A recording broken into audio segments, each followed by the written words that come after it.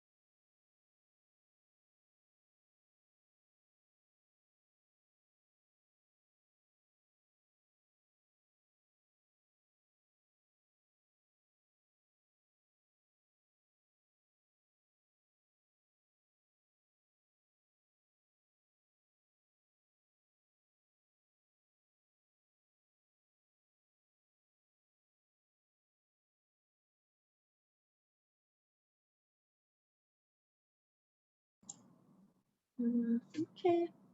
Hi, everyone. Again, we have about 15 minutes and still waiting for a few more speakers as well.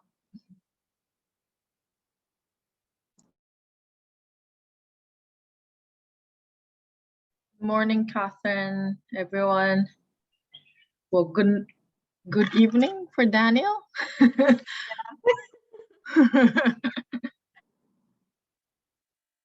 Did we check the captioning and the sign language? Okay, now I see the caption. Yeah. So they only need to click on the closed captioning, right, to see the captions? Mm-hmm. Right. Good morning. Good morning. Good morning, Bertha. Yeah, they're just online. So Lynn is just supporting them. Well, I don't see the CC button at the bottom, so I don't know how people would see. Good morning. Usually, I'm Nicole. I'm the captioner. I need to be assigned to be captioner. Do you know how to do that under participants? I think Yeah. Lynn has to figure out. Hello, Nicole. I just assigned you. Can you try to test if it's good? Very good. Yes, I will.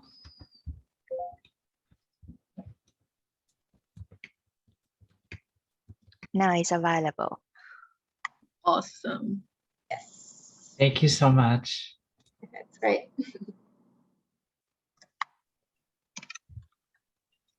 And do we also have the sign language? Yes, they will join in 5 minutes. Okay. So then do we need to put them on the spotlight? Yes, all I will do time? that. Okay. Yes.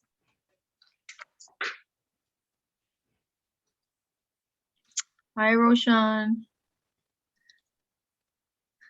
Oh, he's still connecting.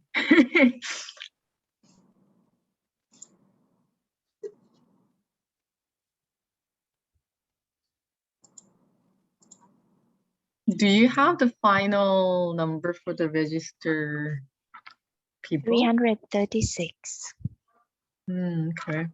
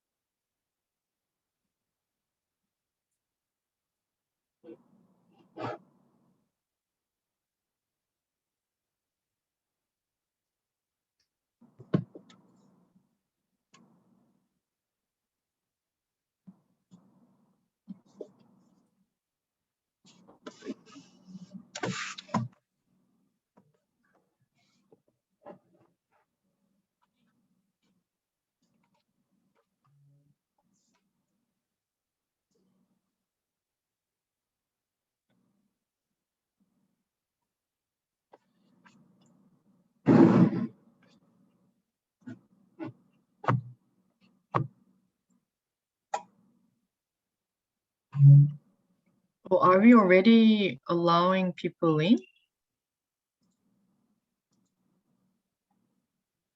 Yes, people start getting in. Oh, there's no waiting room? No. Oh, okay.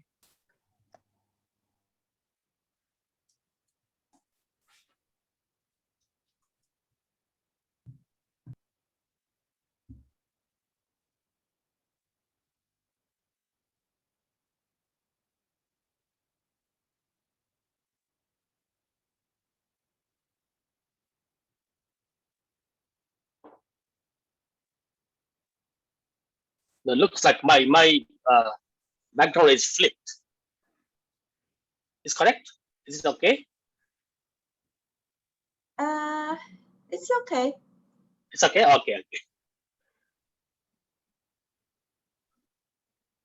Can Roshan, can you try can you try the video again?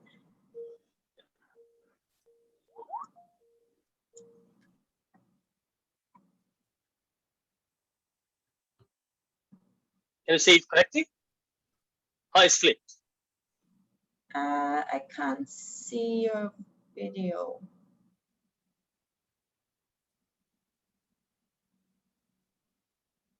It looks good. Yeah. It's not, Okay. yeah, it's Thanks. not flipped. Yeah. Okay.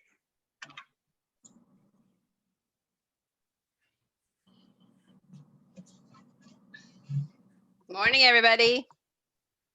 Morning. Morning, Erin. Good morning. Good morning.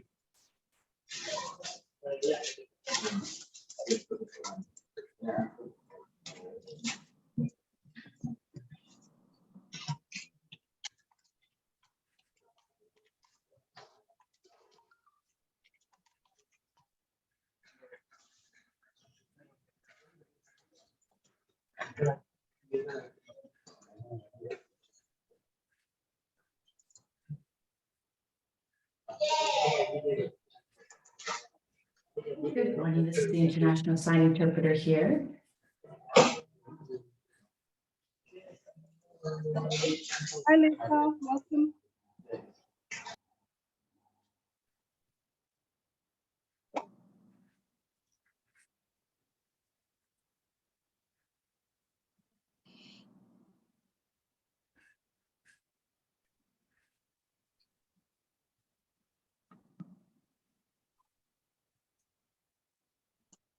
If you'd like to go ahead and spotlight my...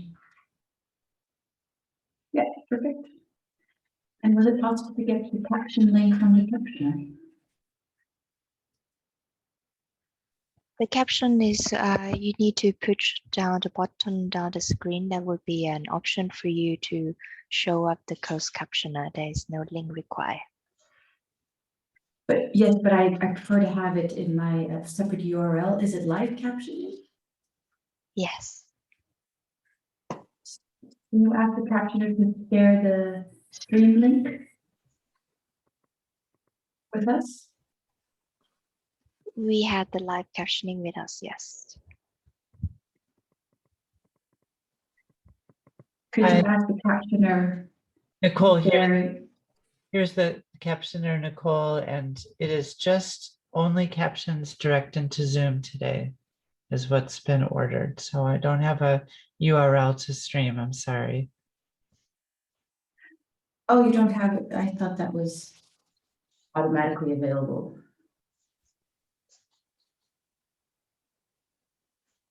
It's very useful for the interpreters.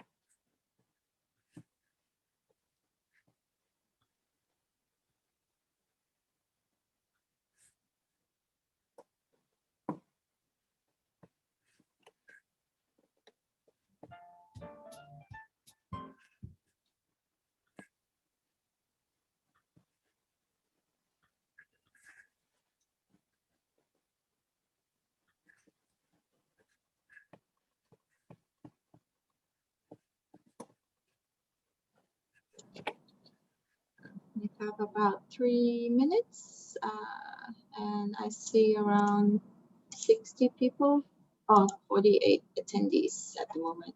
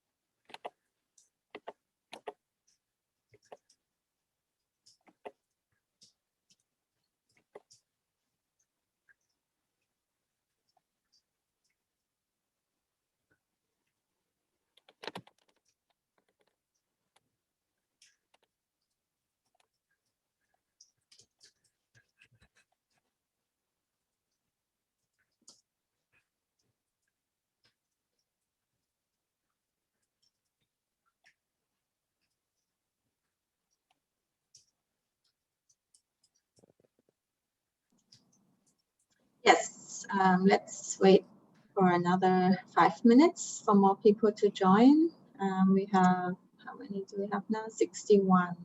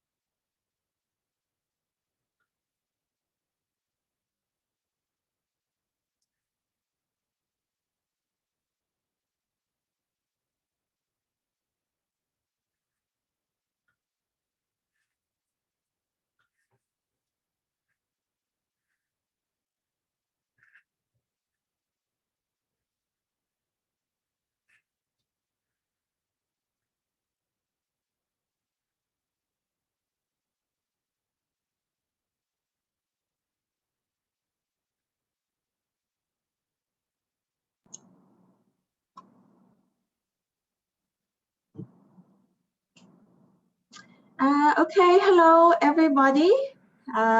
Welcome to today's webinar on building disability inclusive education through data. I think around over 300 participants have registered, so I hope more are coming to join us within the next few minutes, but I'm very happy to see a high number of participants. My name is Catherine Wilczek. I'm based here in the UNESCO Bangkok office.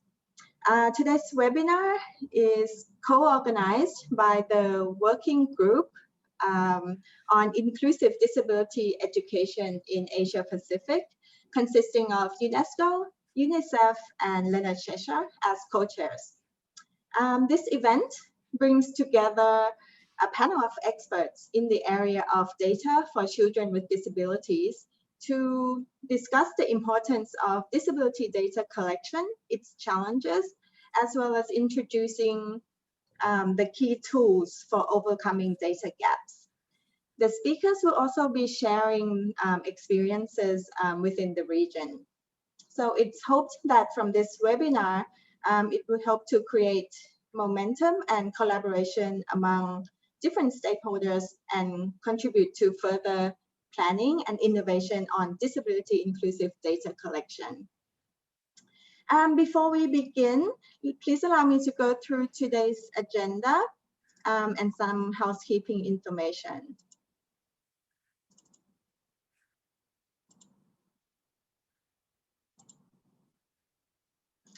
Okay, so for the agenda, in a few minutes, we will begin with some welcoming remarks from UNICEF, Asia Pacific Regional Office.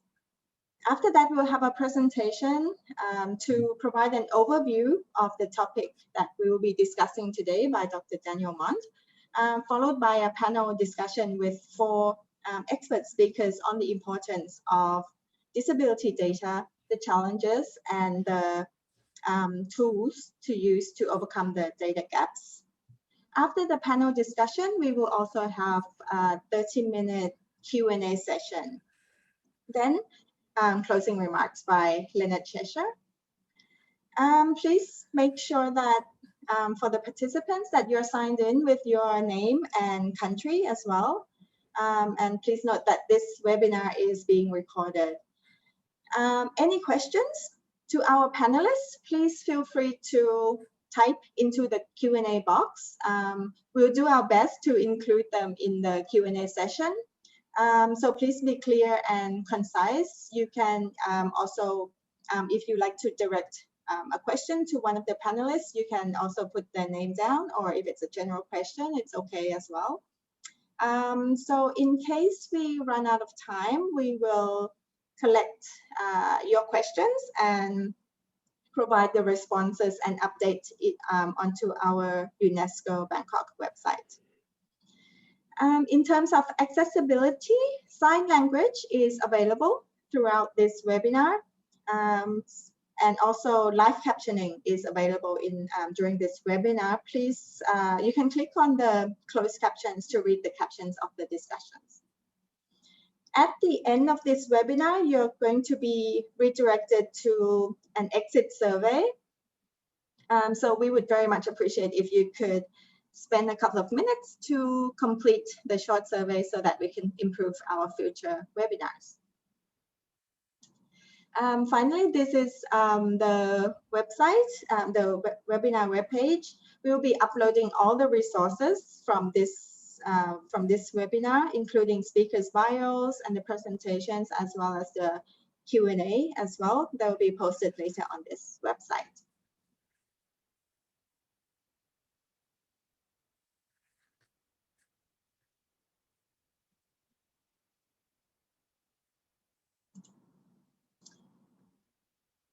Okay, so let us begin our webinar. Let me introduce you to our first speaker, one of the co-chairs of the Inclusive Disability Education in Asia Pacific Working Group, Ms. Erin Tanner, who is an education specialist currently working with UNICEF Regional Office for East Asia and the Pacific. She primarily works on issues of education quality, equity in primary school, including issues of learning assessment and curriculum, inclusive education for children with disabilities, multilingual education, and digital learning platforms. So over to you, Erin, to provide some opening remarks for the webinar. Thanks so much, Kat. Can you hear me okay, everyone? Yes. Okay, great. Well, good morning and good afternoon and good night, I think, at least to one person. I'm very happy to be here today and to open this very important webinar. And I'd like to start by reminding us all, even though we all already know, that disability inclusive education is anchored in the fundamental right to education as enshrined by all the international doctrines and in many national policies across the region. And I'd also like to remind us all as well that even though we have that right enshrined, that children with disabilities continue to struggle to access quality education. Many remain out of school. Children with disabilities continue to struggle to learn, and they continue to struggle to progress from primary to secondary to higher education. And this means that they struggle to meet their developmental potential and to gain the life skills that they need. And so I hope that this webinar can keep that at its core as we begin to discuss a more technical area. And in East Asia and Pacific, we have about 580 million children. Now, how many of those children have a disability? We're not exactly sure. We don't know exactly how many are in or out of school, but we know, people who work in inclusive education, that up to half of children in many countries can have no access to education. However, we think that that number is probably higher.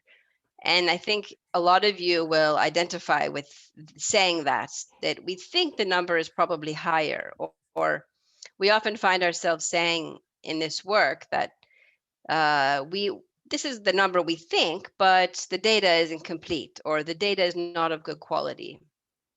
So I think that shows all of us that we need more and better data on education for children with disabilities and on the barriers that they're facing to learning. And data, even though it may seem like a very technical issue, is a critically important driver of advancing inclusive education. And that's because national policies, plans, and programs can only really target and address the needs of children with disabilities if they are visibly represented in the data. And this is how we build a disability inclusive system, by using data to inform planning, programming, and ensuring accountability. And that's why data is also a key pillar of the CRPD, General Comment number 4. And so countries across the region, as many of you out there know, are putting in place efforts to improve data. And so last year we worked with Beyond Education, our partner, and when I say we, it's UNICEF, to conduct a study called Education for Every Ability, which we've already launched. And so I'm very happy to share the link again with all of you. And the study mapped countries' progress in the region toward advancing inclusive education. And it found that actually in almost all countries in the region, there's a big gap of reliable data on inclusive education and children with disabilities education. And that this data gap is actually a major barrier hindering successful advancement of inclusive education for children with disabilities. And so through that report, I wanted just to highlight kind of 3 key areas for action to help frame today's discussions. And the first area where we need to really invest more is in this region is to strengthening identification systems. Because the lack of reliable data that we find is very closely linked to a lack of appropriate identification systems. And when I say identification systems, I mean identifying children with disabilities and the impairments that they face. So parents and teachers now are not very well equipped to identify signs of disabilities, particularly in the early years. And when they are identified, the parents and teachers are not very clear on how or where to refer those children to have appropriate screening and diagnostic services. And even beyond that, if they do manage to have screening services, sometimes those services are not based on internationally accepted frameworks and tools. So this is one big area of work, is this need to improve our identification of children with disabilities. Second, and as we'll hear a lot more about later in the webinar, we need to strengthen EMIS systems. So we need to improve the disability inclusive indicators within those systems. And many systems have this data on children with disabilities, but when it is there, it's often based on a very medicalized model of classification. And we now there's international classification tools such as the UNCRPD definition and also the functional questionnaires established by the Washington Group that we'll hear more about later, that can inform a social model of including children with disabilities in EMIS systems. And when data is focused on the medical approach, that medical vision is often reflected as well in the legislative frameworks, the plans, and general perspective. So the second key area of work is really strengthening EMIS systems. And then the last area of action I just wanted to highlight is that we need better monitoring of progress towards inclusive education. And again, this is linked to the first two action areas. But when children with disabilities remain excluded from EMIS, they also remain excluded from education sector plans. And this means that monitoring progress towards including children with disabilities is very difficult. So I just wanted to leave you with those three areas, and I know we'll hear much more about them as the day continues. And I know that many countries in this region are already doing very good work to advance these three areas. And so we hope that today's discussions will shed light on your work and help us all work together to strengthen data systems for disability inclusive education. Thank you. Back to you, Kat. Okay, thank you so much, Erin, for setting the scene for this webinar.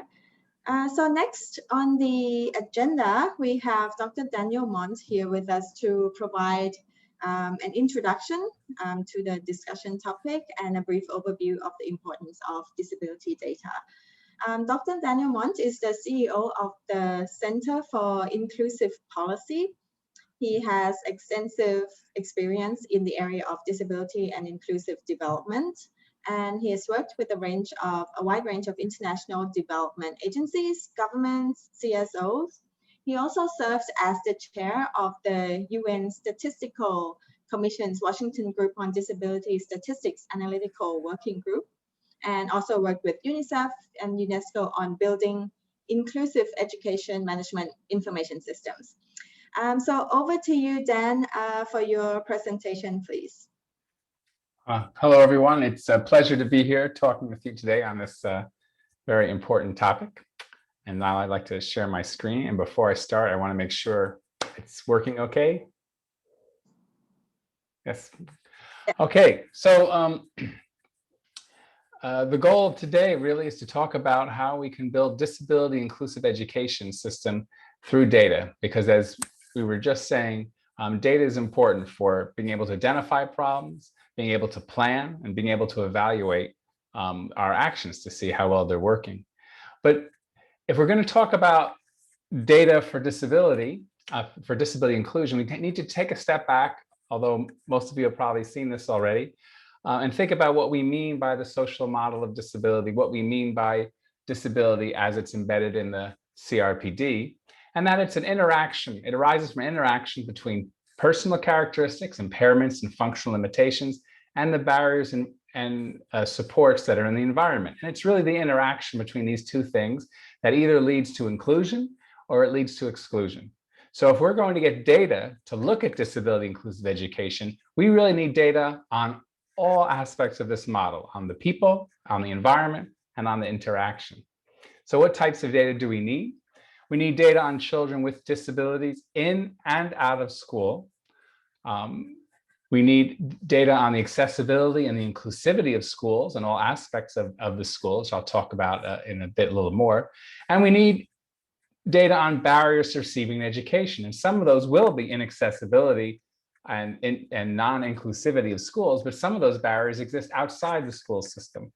And so we need data on all of these things in order to get a real understanding of what's going on and be able to address the issue. But focusing in on data on children with disabilities in school, what type of data do we need? Well, the first thing everyone always thinks about is, well, how many of these children are there? And that, of course, that's important. But we also need to know what types of disabilities. Does this vary by age, gender, or region? Because sometimes in some countries, in some situations, that variance can be quite significant. And of course, we want to look at how their outcomes differ from children without disabilities to see where there are problems. Are children with disabilities more likely to drop out? Are they more likely to be less successful in school? But we also need to know what kind of supports they need, because without that last line, all we're doing is identifying the fact that there is a problem. And we're not really learning what we need to know to how to address that problem. So that's a very important part of collecting data. And quite often it's the part that's left out. Everyone focuses on how many, but they don't focus on what the children actually need in order to be able to succeed.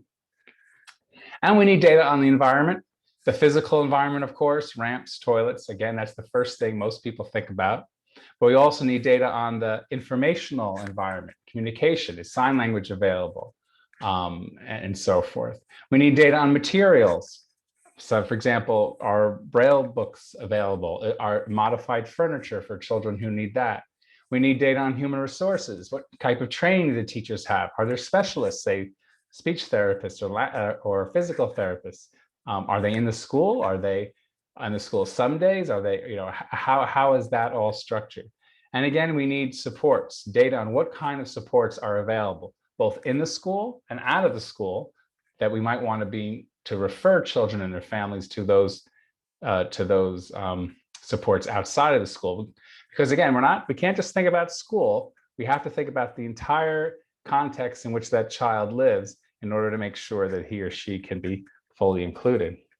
So I was asked to talk a little bit about how can the Washington Group questions help? And the Washington Group questions, which most of you probably heard about, they're functionally based questions about difficulty people have doing basic activities in order to identify those people who are at risk of not being included because of barriers in the environment. It gets away from that whole medical model that we were talking about earlier. Well, first of all, and this is very important, the Washington Group short set of 6 questions is not adequate, okay? We can't just say, let's slap these 6 questions into our data collection, because that will significantly under-identify children with developmental or psychosocial disabilities. And that's why the UNICEF Washington Group child functioning model was developed, specifically in mind with the kinds of functional domains that are important to children, and they're worded in a way which tries to get at what's going on with children. They're included in the mix, the multiple indicator cluster survey of UNICEF. So if your country was fortunate enough to take part in the latest round of the mix, you'll have data on children in and out of school who have a disability identified by the child functioning module. So there's a lot of questions in the child functioning module. Is it possible to integrate into an EMIS? Yes, there have been successful attempts. You'll hear about one today from Fiji. But again, testing and training is important in order to match it to the local context, whether the wording has to be changed a little, how do we train teachers on how to interpret the questions so that we get sort of uniform responses that are consistent. The Washington Group is testing a shorter version of the child functioning module, specifically designed for teachers to try to see if there's a way of shortening it that still works. There have been some initial results in Senegal that were promising, but it is definitely not, has not been approved. It's not ready quite yet. What can the Washington questions do and what can they not do if they're in an AMIS? Well, first, they can identify students who are at risk of not learning because of difficulties in functioning and be used to then refer those children to further assessments and or services to address, those needs. Once we identify them, what can the Washington questions do? They can allow us to disaggregate outcome indicators to see how children with disabilities are doing in school. And third, it can allow us to correlate those outcomes or those differences in outcomes with environmental barriers in order to see, and also with interventions in order to identify what are the barriers and what are the supports, what are the actions being taken that are helping these children stay in school and achieve in school. What they cannot do, if included in EMIS, is tell us about the children who are out of school. That's kind of obvious, but it's important to note. Second, it doesn't identify children's individual support needs. It starts us in that direction by saying, oh, this child has difficulty hearing, this child has difficulty walking, this child has difficulty with behavioral issues. So it puts us in the direction of thinking about their support needs, but the questions themselves do not identify children's support needs. And they don't provide information on environmental barriers, obviously, or on available resources or supports. So the UNICEF Washington Group Child Functioning Module is a very important component of generating the data needed to develop, implement, and monitor inclusive education, because it helps us identify children with disabilities in a way consistent with the CRPD, and that gives us important information about the areas where the children might have difficulties. But it's only a piece of the puzzle. In order to build disability inclusive education, we have to have a whole system of data collection on things like the mix, things on household surveys. We need to have not just data on children, but on the environment in the EMIS, in order to be able to get all the data we need to make our schools disability inclusive. So thank you very much.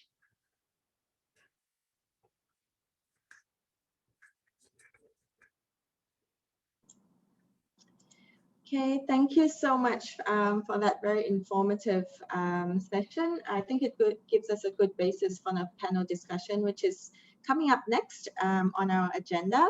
Dan will also be here to answer any questions that you may have. So please feel free to leave questions in the Q&A box. So next up, let me introduce you to our moderator and the panel speakers. The moderator today is Mr. P.T. Lim, a founding member and current chairman of the ASEAN Disability Forum. Mr. Lim has 40 years of working experience in the social service sector of Singapore and has worked on policies and capacity building of the disability services sector. As a wheelchair user himself, Mr. Lim aims to make a difference in the lives of people with disabilities and empower them to be contributing members of society. For our panelists, we have 4 expert panelists with us today. Firstly, let me introduce Mr. Roshan Bhadrachaya. Roshan is the Senior Regional Advisor for UNESCO Institute for Statistics, Asia Pacific region, and has been continuously working with global, regional, national partners to strengthen capacities of countries in statistical systems, particularly education statistics. He has also taken a strong leadership in developing the national SDG 4 monitoring frameworks by designing and implementing various statistical programs to strengthen education data. We also have with us Mr. John Paul Cruz, who is a disability policy specialist for more than 10 years, focusing on human rights, accessibility, digital transformation, urban development, and child rights. He represented the Philippine ASEAN Intergovernmental Commission on Human Rights on the task force on mainstreaming disability rights in the Southeast Asian region. And he's been working with Save the Children Philippines to develop policy recommendations to address the challenges that children with disabilities are encountering during COVID-19 pandemic.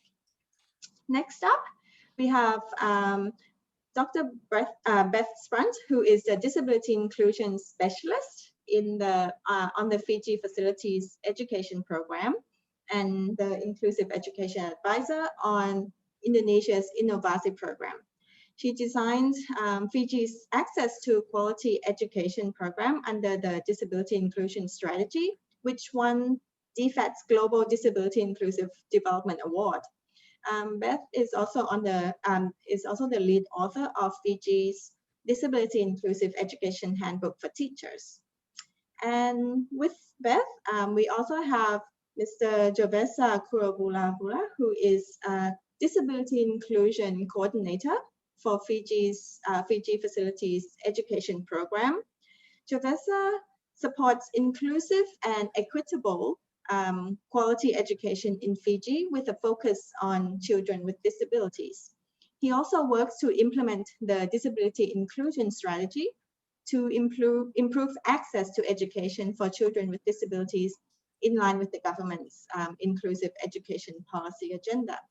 So yes, a very warm welcome to all the expert panelists today. So let me just give the floor to PT to help facilitate the panel discussion as well as the Q&A session. Over to you, PT. Thank you very much, Catherine. Hello, everybody, and thank you for making time to join us in this very important discussion.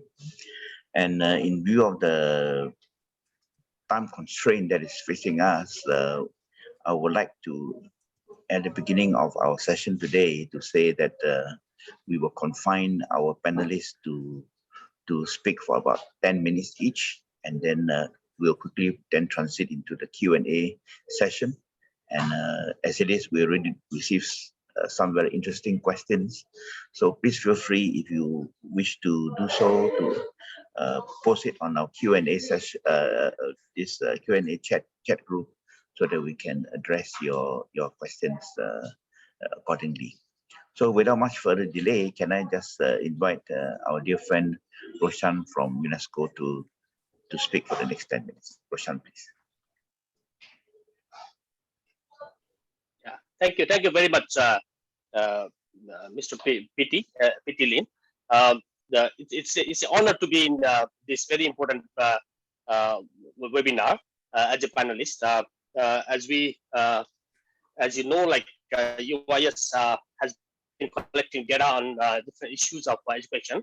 And then we have, just to inform you that we have actually started creating a database on disabilities as well, which is one of the very difficult area for us to bring together this comparable data on disabilities. As we know, can you see my screen?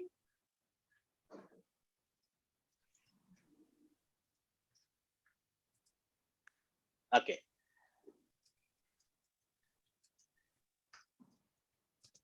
So as you know that SDG 4 has a strong focus on equity in education. Everyone, regardless of nationality, ethnicity, caste, gender, have equal opportunity to access and participate in quality education. However, the data shows the different stories. If you quickly look at the data that we have, very limited data on person with disabilities in accessing to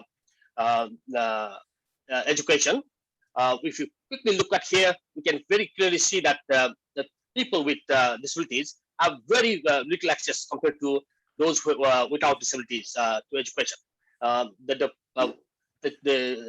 person with age between 15 to 29 who ever attended schools, the gap between without disabilities and with disabilities, you can see the 50% point disability gaps in Indonesia, the similar kind of gap we can see in Kyrgyzstan and then other countries. So we can already see this kind of disparities in the countries. Similar thing goes with the literacy rate as well. So in adults, population among the adult population also, the person with disabilities and then without disabilities, we can see a big gap.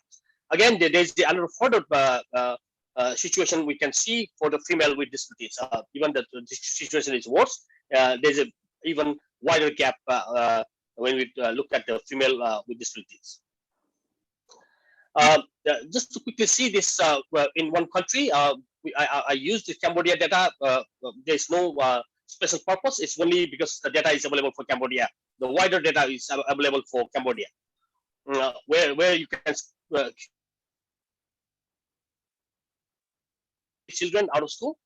For the children with disabilities, it's almost 60% of children are actually not in school. So that shows a big chunk of proportion of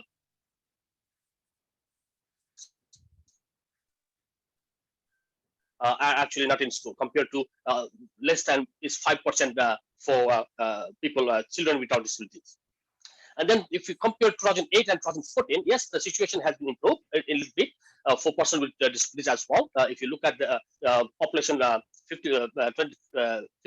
29 youth population, but if we try to see how the situation changed, actually the speed of improvement for persons with disabilities is not enough as compared to those without disabilities. So actually, in Cambodia, the likelihood of person without disabilities attending school compared to person with disabilities has been doubled between 2008 and 2014. So that shows actually the disparity is actually widening.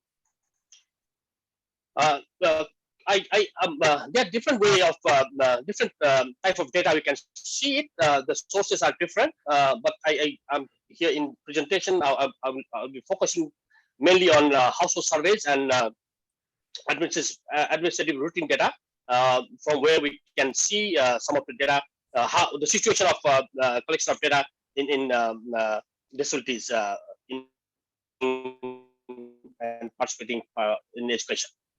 Also, survey is one of the key source of data where we can have information about education access and participation with different characteristics of the children and then population. So if well designed, this could be a very good source of data to measure or monitor access and participation of persons with disabilities in education. But the issue is like not all the household surveys include the questions on disabilities, or sometimes they have it, but might not be rightly included. The questions on disabilities are different from survey to survey. And then another thing is survey design also make a lot of difference. And then most of the surveys are not designed to capture disability. So that also depends. Like we might have a question on disabilities, but survey itself is designed for that particular purpose. So that also makes a lot of differences. So, and then there are several surveys are available now, which is actually start collecting data on disabilities. Mix, we hear earlier DSCS school to work transition surveys, level 4 surveys. These are different surveys which actually start including questions on disabilities, and then also more and more surveys are actually now started including Washington group classification, or some kind of more standardized questions in the survey. But one thing that we also need to note that just having question on survey doesn't guarantee that we will be able to calculate education indicator for persons with disabilities. So it's really based on the design, how it is designed. So it doesn't mean like we have question, we will have the data.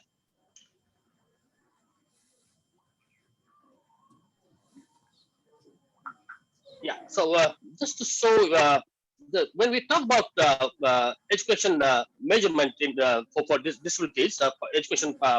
The participation and access of persons with disabilities in education, we might need to look at different type of information that we might need to look at. It's not only one aspect that we should be looking at. We might be looking at different aspects of education, where the people with or children or persons with disabilities could have access and participation in their throughout their life. ever attended school, that 15 to 24 years would be very useful indicator to see how their past experience the disabilities, person with disabilities have in attending schools. Out of school children are very important. And then also we also need to look at how they are completing this cycle. And then again, linear schooling is kind of like outcome of the education, and then adult education as a kind of like outcome of the education. These are some of the areas that we might look at when we look at the data for disabilities. But when we look at the availability of the data for these different areas, we hardly see, none of the countries actually have this kind of data for whole aspect of education for person with disabilities. You see, like there are a lot of data gaps. There are only few areas where we can get data. Even I actually I created only for 9 countries. I quickly map it using more than 15 surveys. But you see, like the big gaps in data availability. So that shows how severely the gaps are there in the area. Another area, another source of data that we mostly use is administrative routing data. That is we call administrative data, generally collected through EMIS systems. In 2018, we did a kind of assessment of EMIS questionnaires.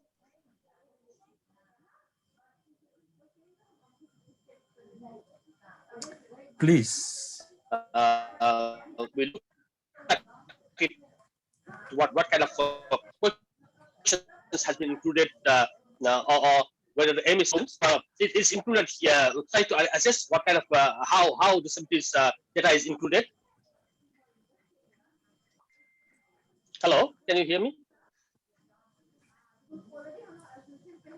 Yeah. So then we found that it's good to see that in Asia Pacific, those countries we included around 20 countries in the assessment. Around 80% of the countries actually they have identified students with disability in their image system, image questionnaire. But within that one, again, we can see how it is distributed by only the type of data collection they are trying to do it from the image system. Just simply identifying they have disabilities, or they are trying to identify by different levels or different types of disabilities. So that really could show something here, that at least there are 80% of countries which actually try to identify students with disabilities in their image system. But when we say this kind of things, but most of the systems in the ME system in Asia Pacific is basically they are collecting aggregate data. So it's not individualized data collection system. So with this one, the data collection is actually it's grouped by grades. So how many disabled children are in grade 1, grade 2, grade 3 kind of thing. So that way they have been collecting. So instead of collecting the individual students. But the questions they ask over there, again, not necessarily follow the international standards classification, not covering all aspects of access, participation, and outcomes of the students with disabilities. They really focus only on how many kids are there in the classroom. So not focusing on how many are completing, how many are drop out. This kind of things cannot be done through many of the image systems in the countries. And then so some of the data on infrastructure are also collected in the image system, but it's very partial. And then also yes, the one of the important part is like yes, countries might be collecting the data from the countries, from the schools about disability children in different grades or levels. But the reality is like well, when it comes to publications, you will hardly see those kind of information in their publications. So they are not published most of the time. And there could be many reasons due to the limit, due to the reliability, due to the non-consistency. That could be some of the issues due to those informations are not published. Roshan, can you round up in 1 minute, please? Yeah. Okay. So another thing that we quickly look at is like school record system. The more and more countries now started moving towards students, individual student record systems. That is something that can help us to collect more data on disabilities. And then more countries now are actually moving here. And then if you look at the Asia Pacific, there's a good number of countries, actually, proportion of countries actually started using the individual record system, which can record individual characteristics of the students in their education. This is one of the examples from Timor, where you can see like how the disabilities, type of disabilities are recorded for individual students by types, and then also level of difficulties. So quickly, I think if you give me one minute, I will wrap up with this one. When we talk about data, it is not only data. So data is generally actually driven by policy. So data generally follows policies or plans. So if in UIS we try to analyze 75 national plans, not necessarily only from Asia Pacific, where we try to assess the national education plans, how these equity issues are included there. So that also, how the equity issues are included in their national plans, that also makes sure that how data is collected. If national plans are not focused on collecting information on disabilities, then definitely we might not be able to get it. In national plans, if you look at this assessment, actually shows like mostly the sex disaggregation has been commonly foreseen. In some cases, location is addressed, but the wealth and disabilities are least addressed issues in national plan. So the priority is not there in the national plan. So that really driven to how data is planned. Another issue that we might need to look at is also the resources. Most of the national system in countries are underfunded or heavily relied on external funding. In Laopedia, if you look at NSDS, that National Studies for Development of Statistics, 45% of the budget is planned under public financing. Tajikistan is only 25%. So if you see like how the public funding is provided to develop the statistical system, and then also ODA is not enough. Roshan, I think your time is up. Roshan. Okay, then should I stop here? Or? Yes, please. Yeah, thank you very much. Thank you. Yeah. Thank you. Thank you, Roshan. And we'll now quickly transit to our dear friend John Paul Cruz, or Pong, that we call him, that we know him by that very interesting name. Pong and I work together in coming up with the ASEAN Enabling Master Plan, and I'm sure he has a lot of things to talk to us today about how the importance of making data inclusive for children with disabilities in education. Pong, please. Thank you. You got 10 minutes. Thank you. I think I need permission to share the screen.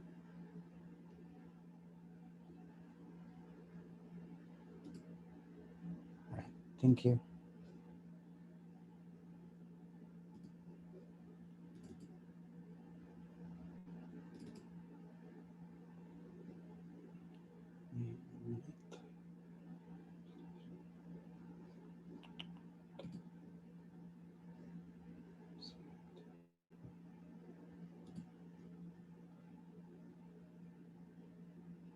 Okay, so while this is loading up,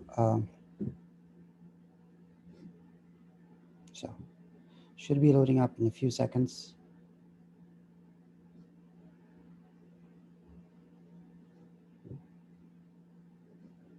Are you able to see it now? Yes, Pong, we got it. All right, thank you very much. So I once had a wish that I'll be able to present for UNESCO and UNICEF. And that came true today, because today I'm celebrating my birthday. And so thank you again to UNESCO, UNICEF, Leonard Cheshire, to Sukpavi and Marka, and of course to Pitilim for inviting me to present here. And the reason I admire these organizations is because of their focus on children, education, and children with disabilities. And they do this through data. And as you know, data is very important as a key to development. We could use data to convert policies into, use data to convert them into policies. And we can also use them to develop stories and stories about people with disabilities. And sometimes you use them to also break or make different myths and conceptions about people with disabilities. So one of the myths that we find in some literature is that sometimes we should not set high standards or high expectations for children with disabilities in education. And of course, this is a myth, because we know that if you are setting very low expectations on children with disabilities, you are basically preparing them to fail. That's why it's very important that at the very beginning, we set a very high standards to them, for them, and also make them accountable for whatever, for their work in school. Another misconception sometimes that we find is that we think that all those who receive special education services have severe intellectual disability. And definitely we know that this is a misconception, is a myth, because if you look at the data and you disaggregate the data, what you will find is that there is a lot of, there are different types of disabilities within the population of students with disabilities in education. Sometimes we also think that children with disabilities do not need to take standard tests. And I go back to the idea of making them more accountable. One way to do that is, of course, letting them take standardized tests. And it's important that when we give them responsibility, we also give them the adequate support that they need. Some children with disabilities might need more support, some would need less. So this is one of the myths that data can help us break. Another is that sometimes we think that professional needs has to focus on parents. We have to work with parents, particularly mothers. But of course, we all know that disability impacts not only children with disabilities and their parents, it impacts the people around them, their family, their friends, relatives, personal assistants. So you have different people you can include in the process of finding out what kind of support students with disabilities need in education. And last one of the misconceptions that we have is that sometimes we think that children with disabilities or students with disabilities will outgrow their disability. We know that sometimes disability could be long-term, and for some with learning disability, it's a neurological condition. That means it's part of the nervous system, and they're going to grow with it. And of course, some students with disabilities will be able to succeed in life because they're able to have strategies, coping mechanisms, and they develop these over time. And of course, one of the most important thing is support. They get support from people around them. Data is one way that we can break these barriers, these misconceptions.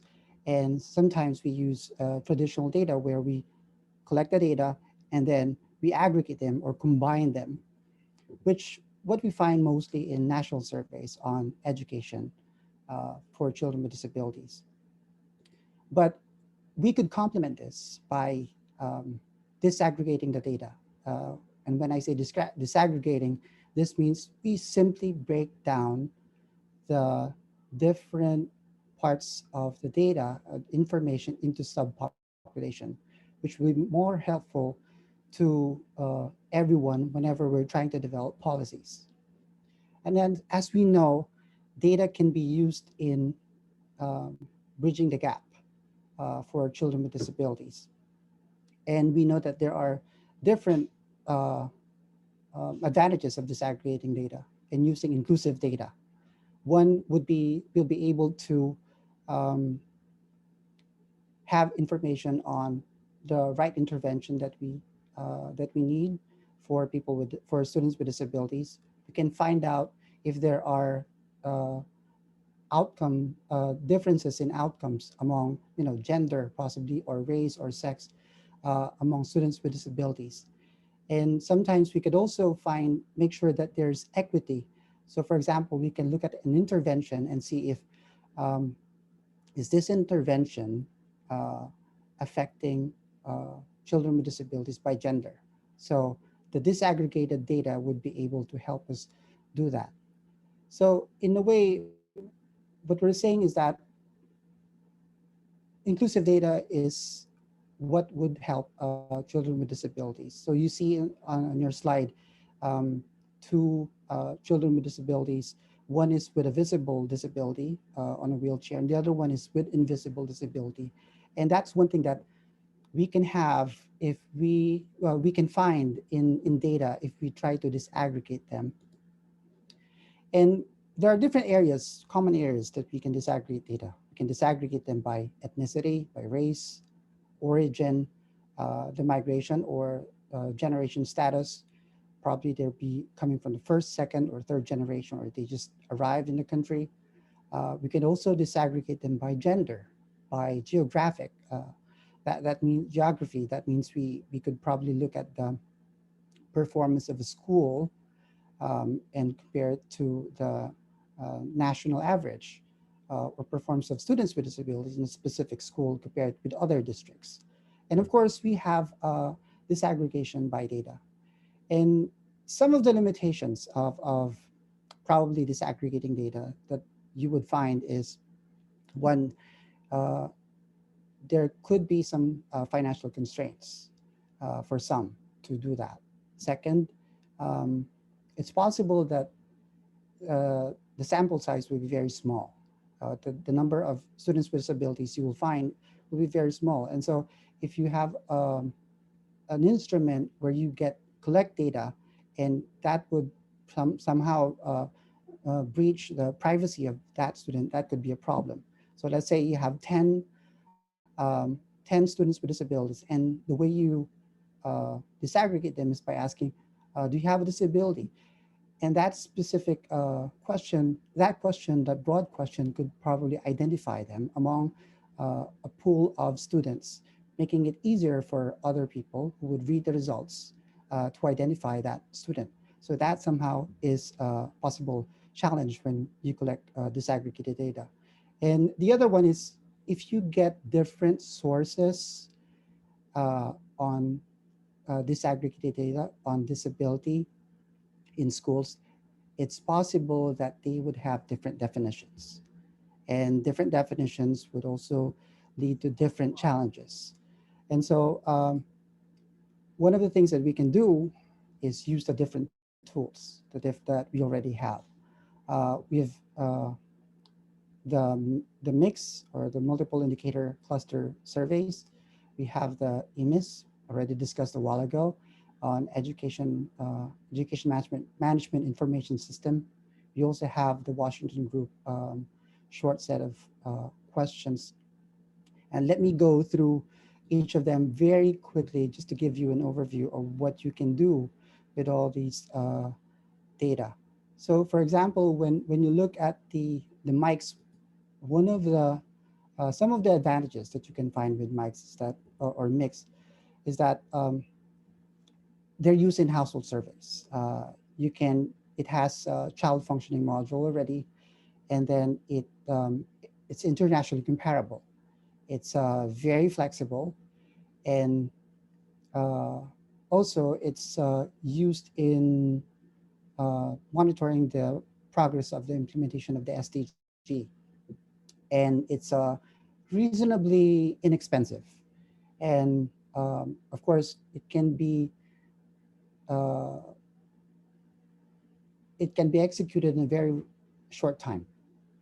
The only disadvantage of this, maybe mentioned a while ago, is that it does not cover students in schools. So what it gets is children with disabilities outside of school or out of school youth. And that is complemented by the next tool that we have, which is the EMIS. And just very briefly, some of the things that it collects data on students, teachers, school environment, and facilities. And some of the advantages is that it can cover children with disabilities. And probably before before the child functioning module, we had EMISIS which did not really cover children with disabilities. So it's a good thing that we have the CFM right now. And then the other advantage of using CFM, of course, in EMIS is that it does not use the term disability, which makes it a lot easier for us to get more data.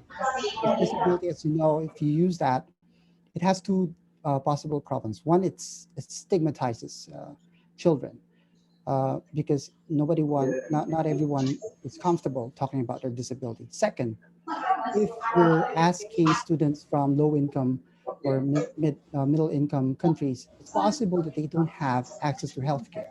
So it's possible that they don't have any diagnosis and they don't know how to classify themselves based on that.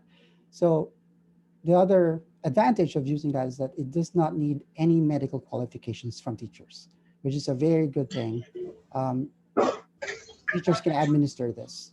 And the last one is that it cannot be used for disseminating, determining the eligibility of a student to a program, but it can actually help us find out if programs are reaching students with disabilities. So far, based on the Pong, can you summarize 1 minute? Right. So based on the UNDESA report, we're looking at more countries using this EMIS. And the last one I wanted to talk about, with the Washington group of ShortSet, we have developed one that works for children with disabilities. The Washington group works with adults. So you have CFM for 2 to 4 ages and ages 5 to 17. And the last one that I think, the last question that I have is, we have all these tools, and the question is, what else is missing? And I think one thing is missing is probably you. If you are an administrator, you work for a Ministry of Education, you work in organizations that promote the rights of children with disabilities, you have the role to use this data, disaggregate the data. And the question is, data tells story. What kind of story do you want to tell the world about children with disabilities in education? Is it the same old one, or is it inclusive? So again, thank you very much, and have a good day.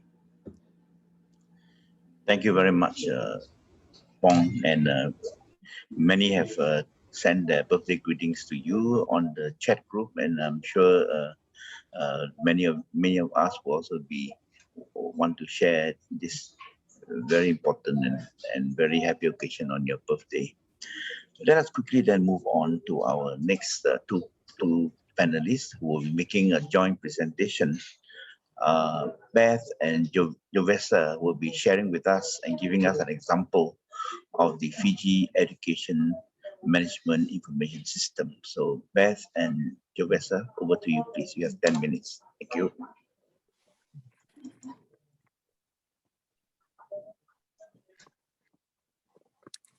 Here we go. Thank you. Hello, everybody. Jovesa and I work for the Fiji Facility Education Program, and it's a real pleasure to be able to share with you a little bit around what we've been doing to promote inclusive education through getting disability disaggregation within Fiji's Education Management Information System. So those of you who work with education management information systems, I think you'll know that EMISs vary a lot. They're very different in different countries. And so if you're planning on getting disability disaggregation into the EMIS, it's really important that you have a good understanding of what the system is like currently. So the next few slides are going to give you a sense of what Fiji's EMIS is like. So when a principal of a school logs into the system, this is the landing page at a school level. The ministry has a different view. And so Fiji's system has a lot of data in it. Schools can manage the income and expenditure, attendance, both of students as well as staff. They can manage the enrolments through there. There's a lot of information that goes on within Fiji's EMIS. Another element to the system which is important to share with you so you can understand how we approached the disability part is that every student has a unique identifying number. And so the system has, files on every child. So you can see here, Fiji uses a reading progress tracker. And this is just one page of a student's file. So you can see that data on literacy and numeracy, whether that's in exams or through a reading progress tracker, that's actually entered into the system on an individual child level, which is relevant to know in terms of how we approach and what you can get out of the system. So within, at the individual child landing page, this is what this looks like. So you get gender, ethnicity, the birth registration number, lots of different information on a child. And so we've incorporated a tab up the top. You can see it's a function/disability tab. So the data is entered in there. So I'm going to hand over to Javessa to show you what's in there, just to give you a bit of a sense.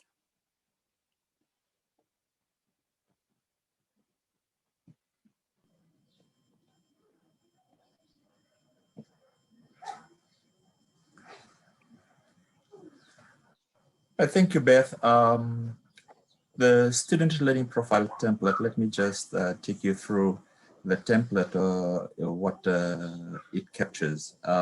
Before we complete this student learning profile, we use this collaborative approach with parents, with organizations, and with allied health professionals to complete this form. And question one basically talks about the assistive devices that is readily available or not if the child uses any of these particular assistive devices, such as glasses, hearing aid, mobility aids such as wheelchair, crutches, or orthotic devices, and so forth. Next, please.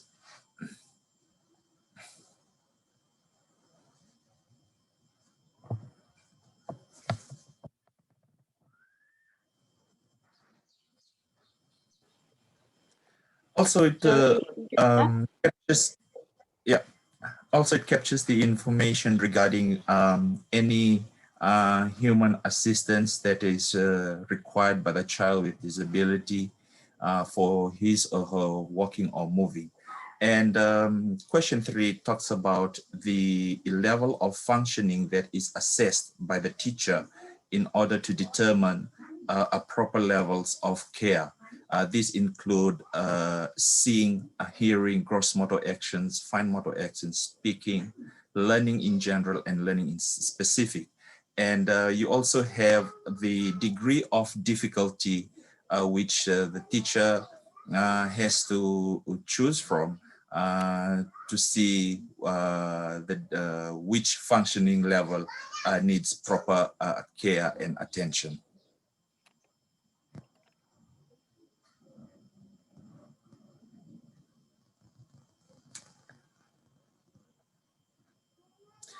Then it also, the template captures the learning support needs. This is the support that is provided by an adult, not due to assistive devices, compared with the child of the same age. how you can assess children with disabilities moving around the classroom or moving outside of the school grounds, getting to and from school, also on their communication, their cognitive or learning activities, and self-care. And there are certain degree which the teacher has to choose from in terms of the level of assistance, whether they need no extra assistance or whether they need a little more assistance than others, or they do need more, much more assistance than others in the classroom.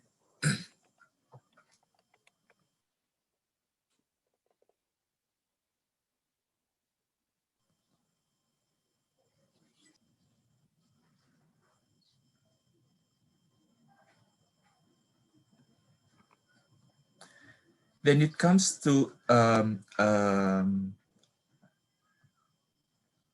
learning support, learning adaptations and support, where the teachers required to provide information of what they have currently been doing in the classroom, providing that adaptation and support for the child with disability.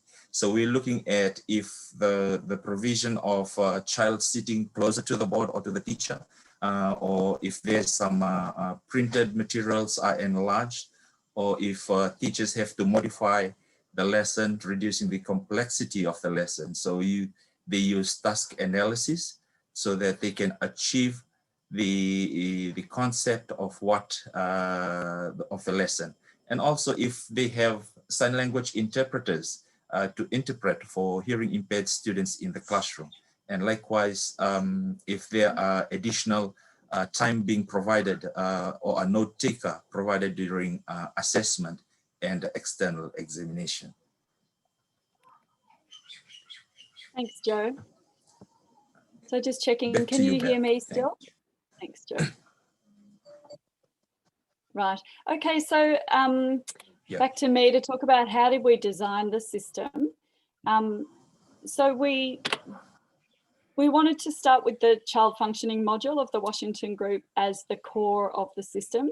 And that is so that when it's used in the multiple indicator cluster survey or census or other types of surveys, that you can then compare it with the EMIS data to be able to get gross enrollment rates or net enrollment rates for children with disabilities.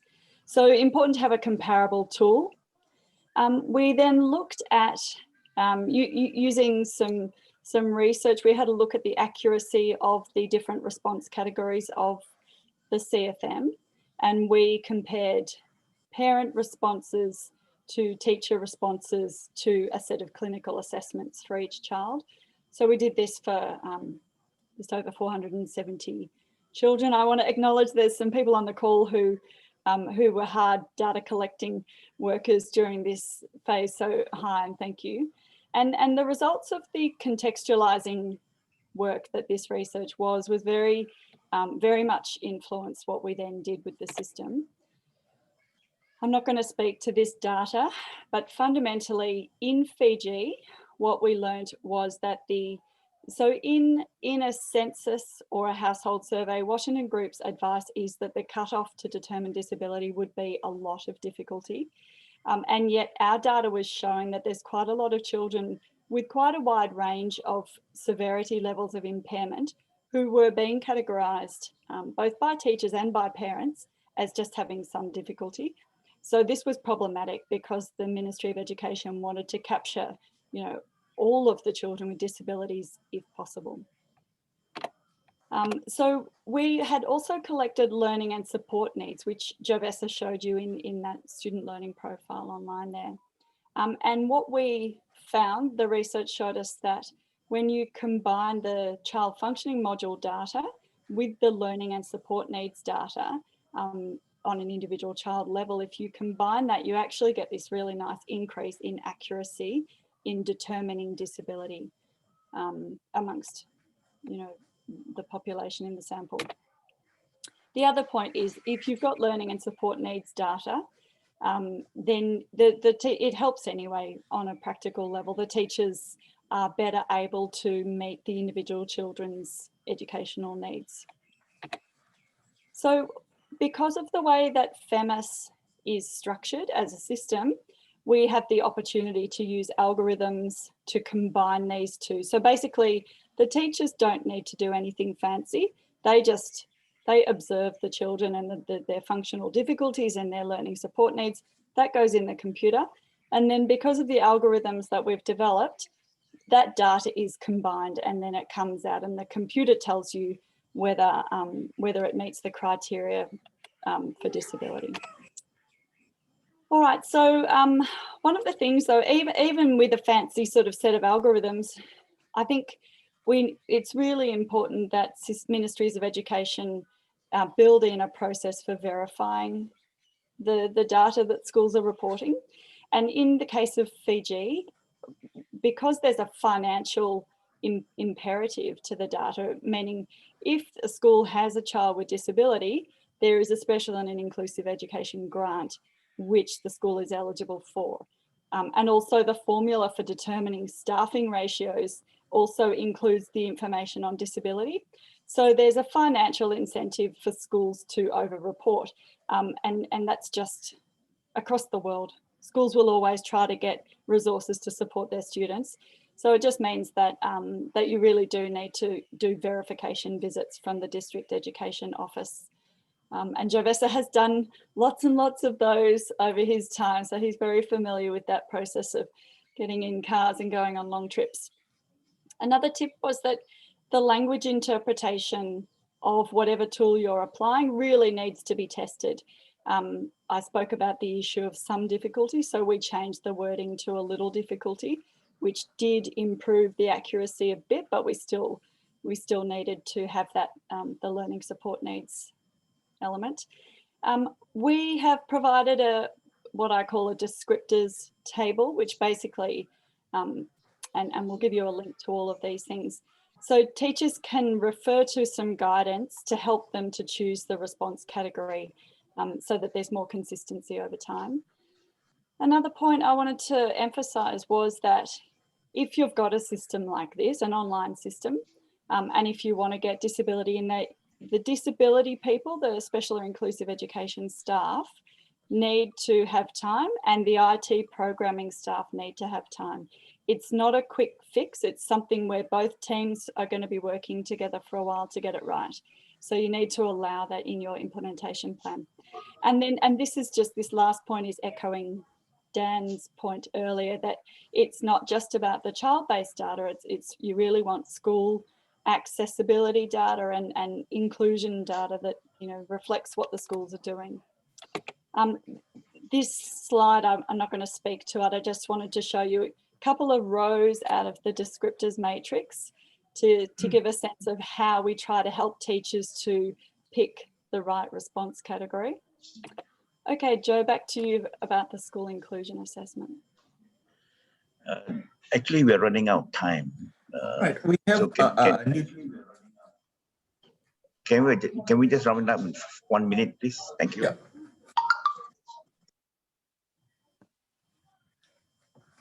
Right. Thank you.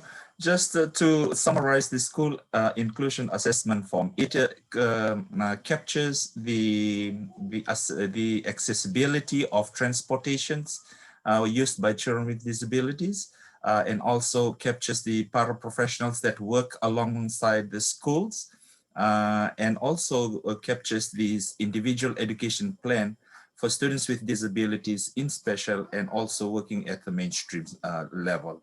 And if parents of students with disabilities are included at the management board of a school.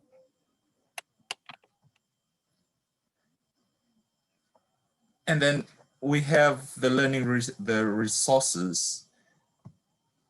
We also have this tab on embedded. What we're trying to say is we embedded the inclusive perspectives into what is already installed in FEMIS, and information can be accessed through assets under water, sanitation, and hygiene to see if the wash facilities is accessible for children with disabilities, if the accessibility in the structure of the building, and so forth. And we have these tips of implementations that we have in Fiji, where we have the referral system, how we can refer students in terms of acquiring assistive devices. We have this FEMIS disability disaggregation package where we coach teachers and assist teachers on how to go about completing student learning profile in FEMIS. And there are a lot of training film that is provided through the ACAP program that Beth spearhead, which has the link on that. All right, I'm just going to add a couple of words as well in concluding that it has been a lot of work. I don't think every country needs to do the same amount of work, really. This was sort of accuracy around the child functioning module. I don't think you need to do that again. But what we have seen in Fiji is that previously the funding could only go to special schools because that was the only place where you could accurately, determine that there were children with disabilities. But since the system is in place, we are seeing a really steadily increasing number of children enrolled in mainstream schools, and we're able to find them and get the funding to those schools. So it's definitely worth the effort. Just to let you know that we've included some links in the presentation where you can get the guide and the resources and the video, etc. And thank you very much.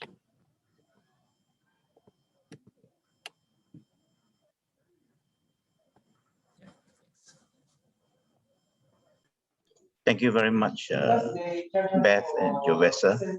And I'm sure there will be many learning points from the Fiji Education Management Information System.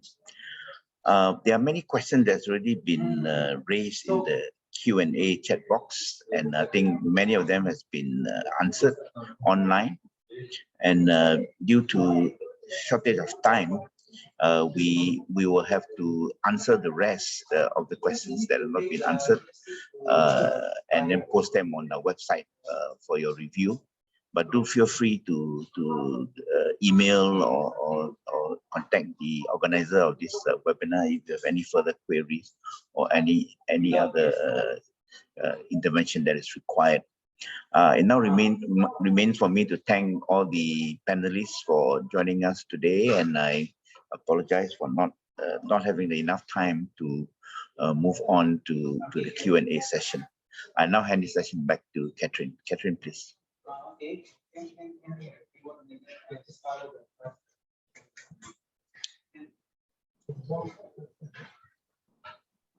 Thank you so much, PT and all the speakers.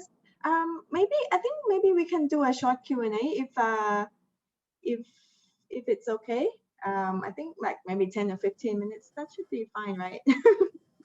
Because there are quite a number of interesting questions that have been raised. So I'm not sure if the speakers, are you okay with a few questions, like 1 or 2 questions?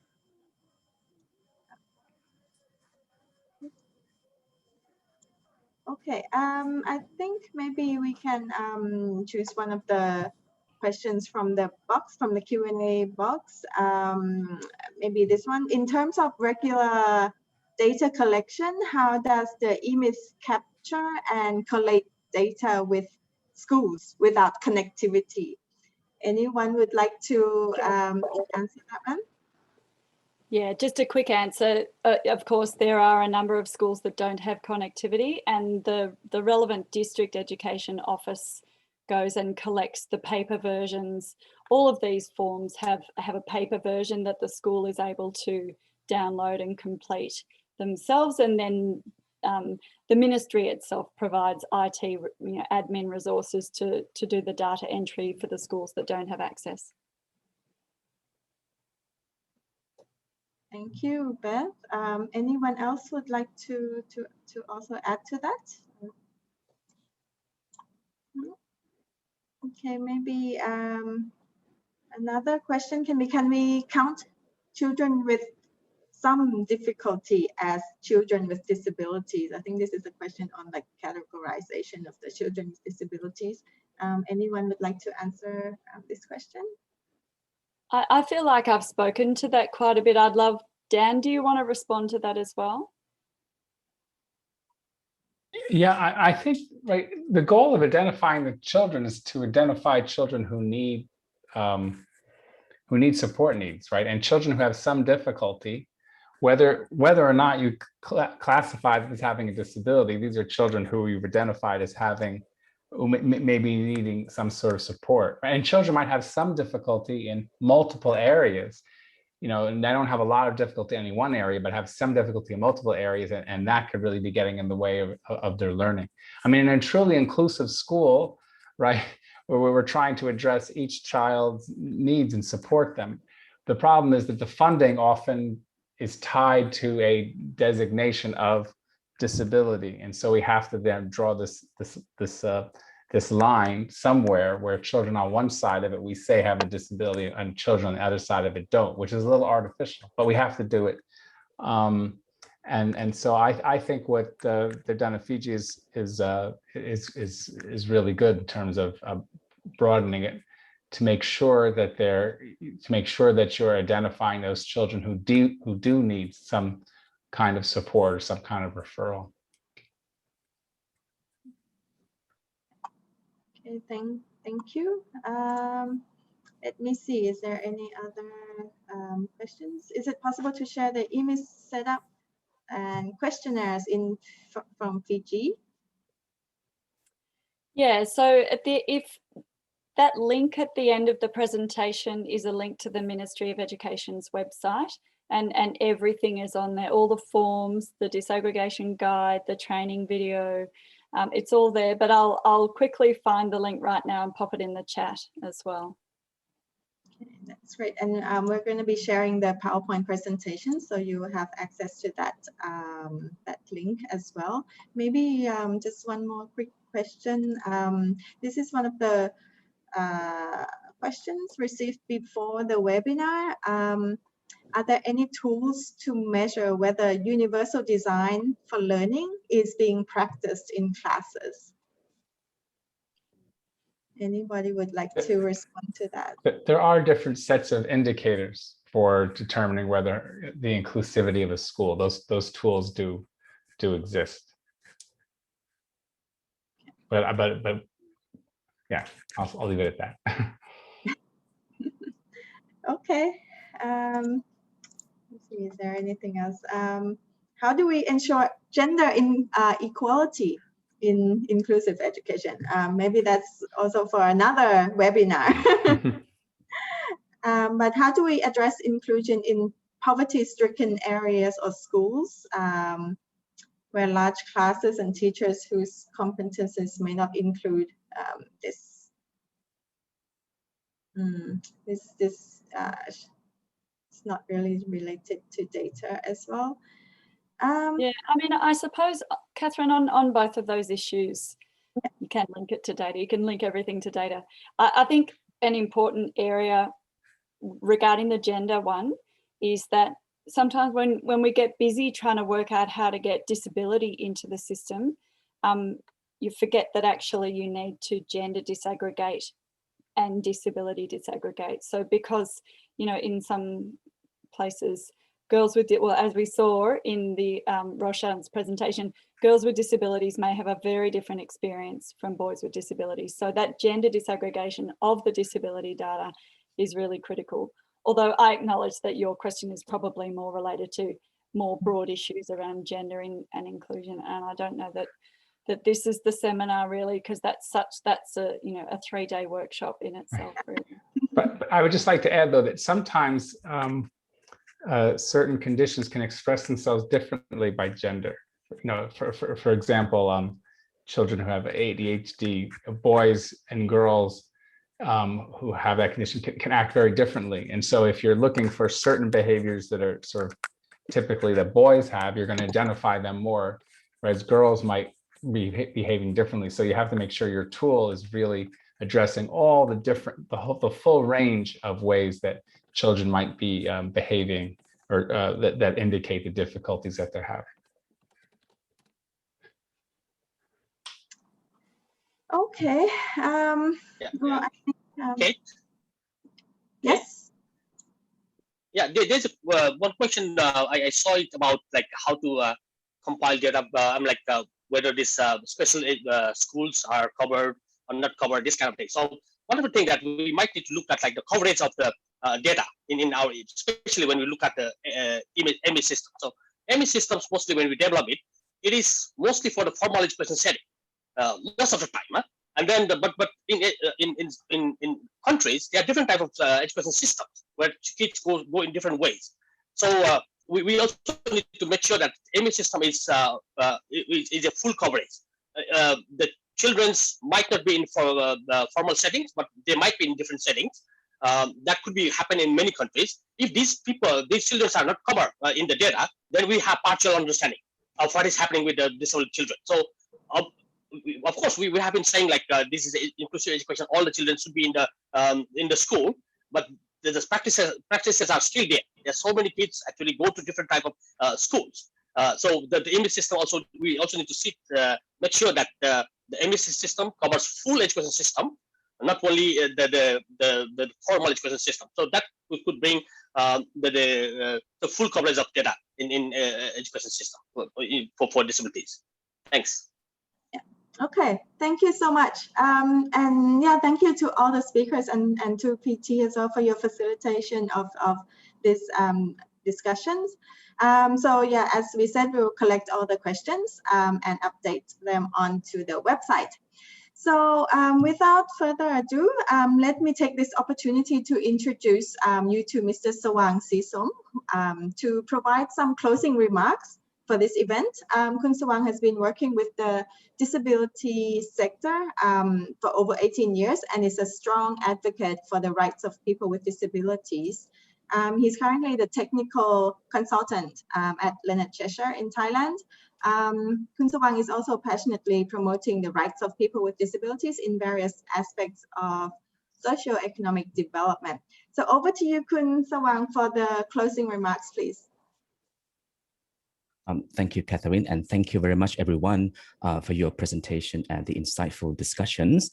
As you all know, the Convention on the Rights of Persons with Disabilities clearly states in Article 31 that disability data shall be disaggregated as appropriate and used to help assess the implementation of the CRPD and to identify and address the barriers faced by persons with disabilities in exercising their rights.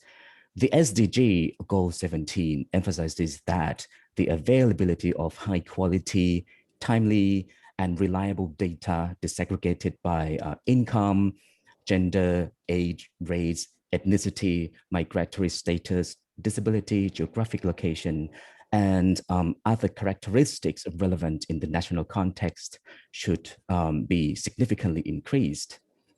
As John earlier mentioned, that there are still misconceptions about disability that prevent persons with disabilities from benefiting from development, and therefore having disability inclusive data is important because data is key to development. And apart from the general characteristics, data on children with disabilities should also be disaggregated by impairments and functioning, and several tools are available to collect data such as MICE, the Multiple Indicator Cluster Surveys, EMIS, Education Management Information Systems, WGSS, Washington Group Chart Set on Functioning, and CFM, Child Functioning Module.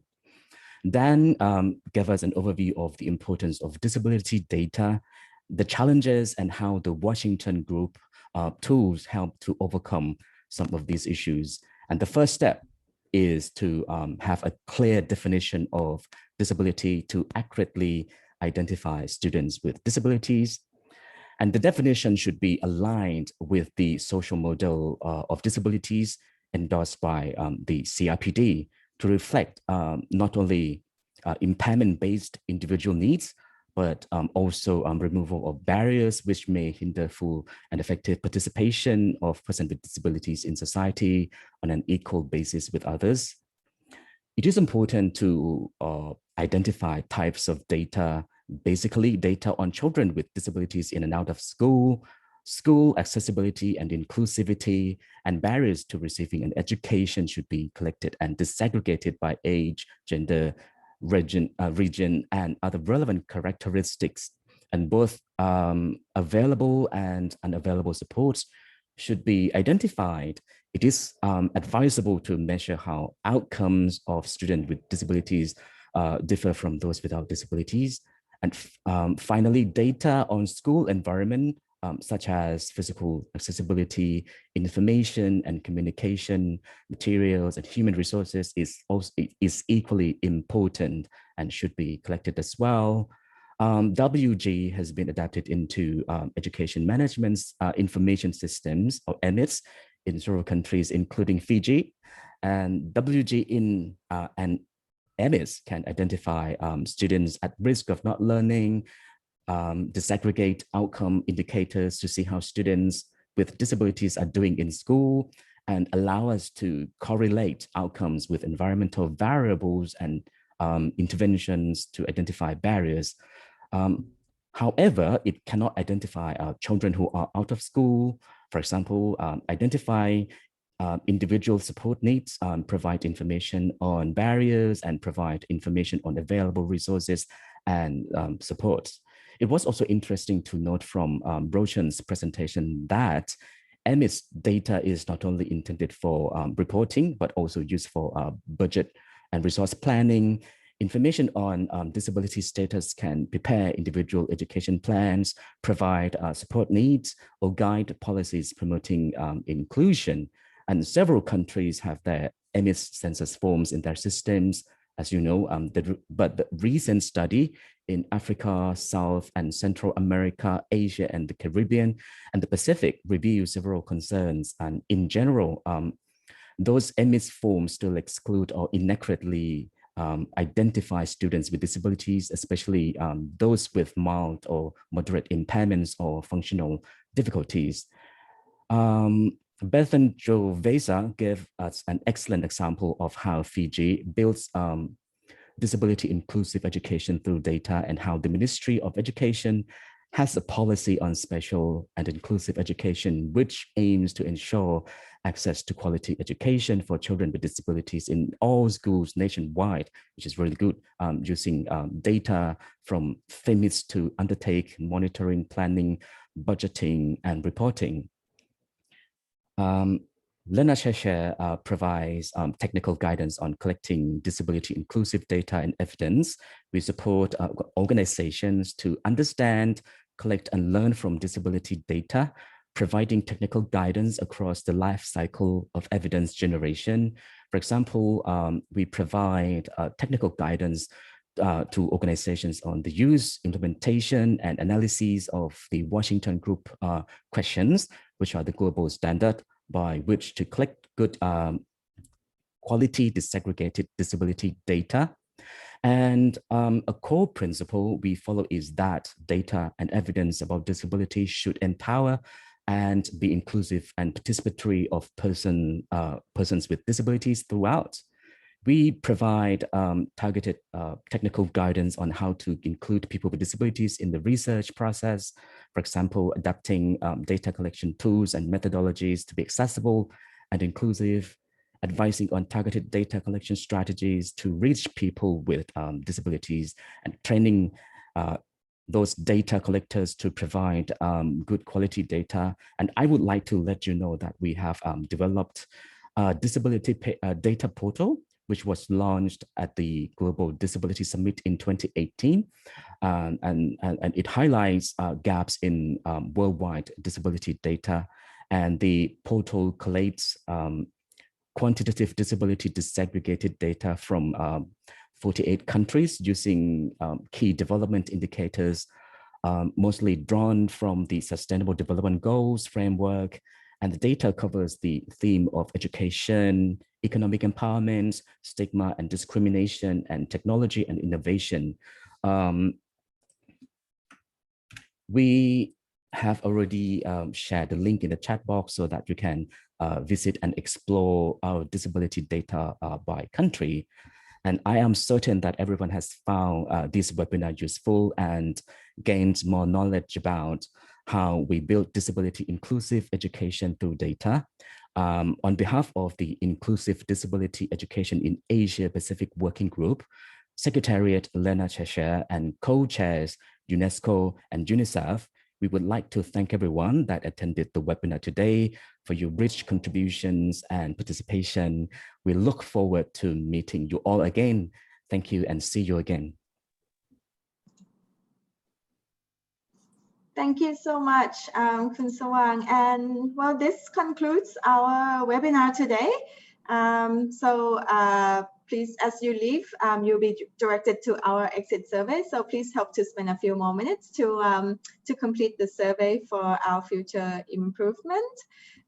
So thank you again to all the co-organizers, UNESCO, UNICEF, Leonard Cheshire, and all the speakers today. And I hope to see you all again for our next webinar. Thank you, everyone. Thank you. Bye-bye. Bye. Bye.